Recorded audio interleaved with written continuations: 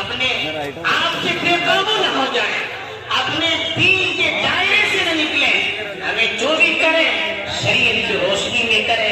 رمضان کا مبارک مہینہ ہمیں صبر کا پیغام دیتا ہے، اپنے جذبات پر کنٹرول کرنے کا پیغام دیتا ہے، اللہ کی اطاعت کے لیے حلال چیز کو بھی اللہ کے لیے چھوڑنے کا ہمیں پیغام دیتا ہے۔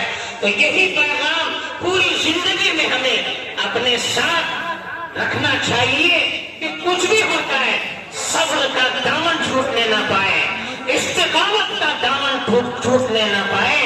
یہ عید کا ہمیں پیغام ہے۔ دوسری چیز، دن گزرتے ہیں، مہینے گزرتے ہیں، تو یہ دن کا گزرنا، مہینوں کا گزرنا، سال کا گزرنا یہ پیغام دیتا ہے ہمیں کہ دنیا میں کوئی طاقت ہمیشہ رہنے والی نہیں ہے۔ دنیا میں کسی کو ہمیشگی نہیں ہے۔ جو آیا ہے وہ جانے کے لیے آیا ہے۔ تو ہمیں اس سے ایک تو یہ پیغام لینا ہے کہ ہمیں دنیا میں ایک مسافر کی طرح رہنا ہے۔ دنیا کی زندگی بھی کو ہمیں سب کچھ نہیں بنانا ہے، بلکہ دنیا کی زندگی کو آخرت کی تیاری کرنے کے لیے ایک ذریعہ اور ایک میدان بنانا ہے۔ یہاں رہ کر جو ہمیشہ ہمیش کی زندگی ہے، آخرت کی زندگی ہے، جہاں جنت اور جہنم کا فیصلہ ہونا ہے، جہاں اللہ کے سامنے کھڑے ہو کر ہمیں جواب دینا ہے، اس زندگی کو تیار کرنے کے لیے اس دنیا کی زندگی کو ہمیں ذریعہ بنانا ہے۔ وہ غلطی پر ہے، وہ دھوکے میں ہے، تو اسی دنیا کو سب کچھ سمجھ کر اپنی آخرت کو دنیا کی چند کوڑیوں کے لیے برباد کرتا ہے۔ اللہ نے کہا فَلَا تَغُرَّنَّكُمُ الْحَيَاةُ الدُّنْيَا، یہ دنیا کی زندگی تمہیں دھوکے میں نہ ڈالے۔ اس سے دوسرا پیغام ہمیں یہ بھی ملتا ہے کہ دنیا میں کوئی طاقت چاہے کتنی ظالم ہو، چاہے کتنی مضبوط ہو، اس کو ہمیشہ نہیں ہے۔ سورج کو ہم دیکھتے ہیں، رہیں گے، دنیا کی کوئی طاقت ہمارا بال بیکار نہیں کر سکتی۔ وَإِن تَصْبِرُوا وَتَتَّقُوا لَا يَضُرُّكُمْ كَيْدُهُمْ شَيْئًا، اللہ کا وعدہ ہے اگر تم چلے رہو گے، ڈٹے رہو گے، اللہ کے لیے ہر تکلیف کو برداشت کرو گے اور اللہ کے احکام کے تابع بن کر رہو گے، اس کی نافرمانی سے بچ کر رہو گے، دنیا کی کوئی طاقت آپ کا بال بیکار نہیں کر سکتی۔ میرے نوجوانوں، آپ امت کا مستقبل ہیں، آپ ہماری امید ہیں، آپ اچھے تو ملت اچھی ہوگی، آپ پھسل گئے پوری امت کا مستقبل پھسل سکتا ہے۔ اس لیے آپ اپنی حفاظت کریں، اپنی زندگی کو، اپنی قیمتی نوجوانی کو بیکار چیزوں میں ضائع نہ کریں، نشے سے اپنے آپ کو دور رکھیں۔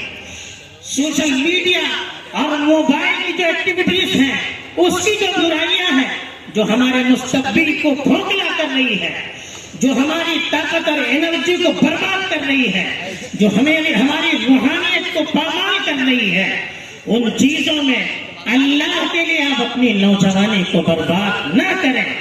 آپ اپنے آپ کو اچھے کاموں میں لگائیں، آپ اپنے آپ کو ہر اس چیز کے لیے تیار رکھیں جن کا مستقبل میں آپ کو سامنا کرنا ہے۔ آپ ایمان کے اعتبار سے اپنے آپ کو پختہ کریں، اخلاق کے اعتبار سے پختہ کریں، تعلیم کے میدان میں آپ آگے بڑھیں، آپ تہذیب اور تمدن کو سیکھیں۔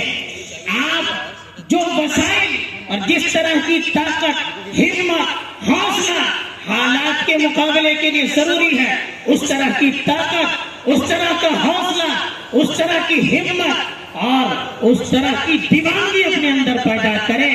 حالات کے سامنے سرنگو نہیں ہونا چاہیے، حالات کے سامنے اپنے آپ کو جھکانا نہیں چاہیے۔ یاد رکھیے، ہمارا ایمان سلامت تو ہم سلامت، ہمارا دین سلامت تو ہم سلامت۔ کوئی چیز اگر ہمارے دین سے ٹکرانے کے لیے آ جائے، ہماری شریعت سے ٹکرانے کے لیے آ جائے، تو جان دینے کی ضرورت پڑے تو جان دینے کے لیے ہمیں تیار ہونا چاہیے۔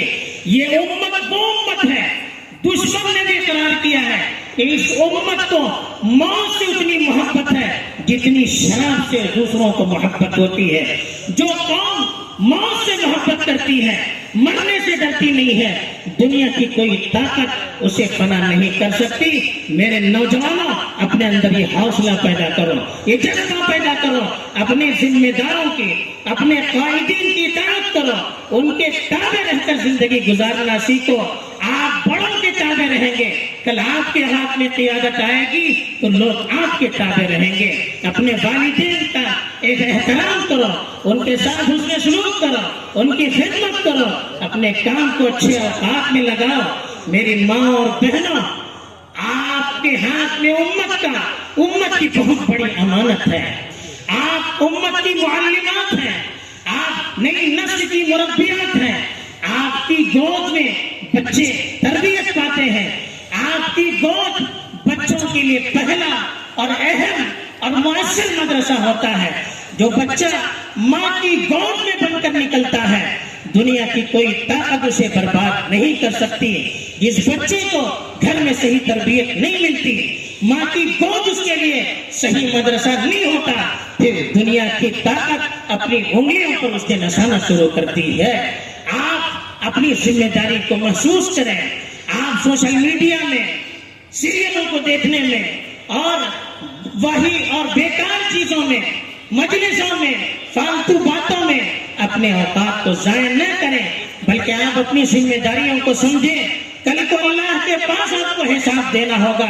جو بچے آپ کی تربیت میں پل رہے ہیں، جو بچے اور بچیاں آپ کے گھروں میں پل رہے ہیں، ان کی تربیت کے سلسلے میں اللہ کو ہمیں جواب دینا پڑے گا۔ تو اس جواب دہی کے احساس سے اپنی ذمہ داری کو محسوس کریں۔ ملت کے قائدین سے بھی میری یہی گزارش ہے کہ وہ بھی اپنی ذمہ داری کو سمجھیں۔ حالات بڑے سخت ہیں، مسائل بڑے نازک ہیں، ایسے حالات میں ہمیں سوچ سمجھ کر فیصلہ لینا چاہیے۔ اپنے جذبات کے لیے کام نہیں کرنا چاہیے، اپنی جماعت، اپنے گروپ یا اپنے ذاتی مفاد کے لیے کام نہ کیجیے۔ تعصب سے ہٹ کر، ذاتی مفاد سے ہٹ کر، دنیاوی فوائد سے ہٹ کر اللہ کی رضامندی کو تلاش کریں۔ ملت کا مستقبل کیا ہے؟ ملت کی ترقی کس میں ہے؟ ملت کس چیز کا ہم سے مطالبہ کرتی ہے؟ وقت کا کیا تقاضا ہے؟ سوچ سمجھ کر فیصلہ کریں۔ ذرا سی ہماری لفظ، ذرا سا ہمارا غلط فیصلہ ملت کو کہاں سے کہاں تک پہنچا سکتا ہے۔ ملت آپ پر اپنی نگاہیں ٹھکائی ہوئی ہے، ملت کی نگاہیں آپ پر اٹھی ہوئی ہے، ملت آپ کے اشاروں کی منتظر ہے۔ آپ اپنے اشاروں کو غلط مقاصد کے لیے استعمال نہ کریں۔ اللہ کے پاس آپ کو جواب دینا پڑے گا۔ اللہ نے آپ کو ذمہ دار بنایا ہے تو حساب بھی اللہ ہی کو دینا پڑتا ہے۔ اور اللہ نے کہا واللہ بما تعملون بصیر، اللہ تعالیٰ تمہاری دل کی کیفیتوں سے واقف ہے، تمہارے ایک ایک عمل سے واقف ہے۔ تو اس لیے ہمیں اللہ کے پاس جواب دہی کا احساس کر کے ملت کے مستقبل کو کیسے سنوارنا ہے، سوچ سمجھ کر، جذباتیت سے ہٹ کر، قرآن اور شریعت کی روشنی میں، علماء کی رہبری میں اپنے فیصلے کرنے ہیں، تاکہ ہمارے فیصلے امت کے مستقبل کو بہتر بنا سکے اور اللہ کی رحمت اور اس کی مدد کے نزول کے فیصلے کروا سکیں۔ آخر میں رمضان جب گزر جاتا ہے تو حدیث میں آتا ہے کہ جو شخص رمضان کے روزے رکھتا ہے اور اس کے بعد شوال کے 6 روزے رکھتا ہے تو اس کی مثال ایسی ہے جیسے اس نے زندگی پر روزے رکھے۔ من صام رمضان ثم اتبعه 6 من شوال کان کصیام الدہر، جو رمضان کے روزے رکھے پھر اس کے بعد شوال کے 6 روزے رکھے، وہ ایسا ہے جیسے اس نے زندگی بھر روزے رکھے۔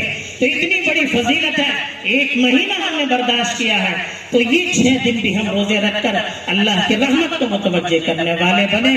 پھر آخر میں پھر میں عید کی سب کو مبارکباد دیتا ہوں، اور خاص طور پر جو ڈپارٹمنٹ والے ہیں، پولیس والے ہیں، جنہوں نے رات رات جاگ کر ہمارے لیے حفاظت کے لیے قربانی دی ہے اور عید کو بہتر سے بہتر بنانے کے لیے جو کوشش کی ہے، میں ان کو بھی مبارکباد دیتا ہوں، ان کا بھی شکریہ ادا کرتا ہوں اور اللہ سے دعا کرتا ہوں کہ اللہ انہیں بھی ہدایت سے نوازے اور یہ عید ہم سبوں کے لیے خیر کا باعث بنائے۔ آمین۔ وآخر دعوانا الحمدللہ۔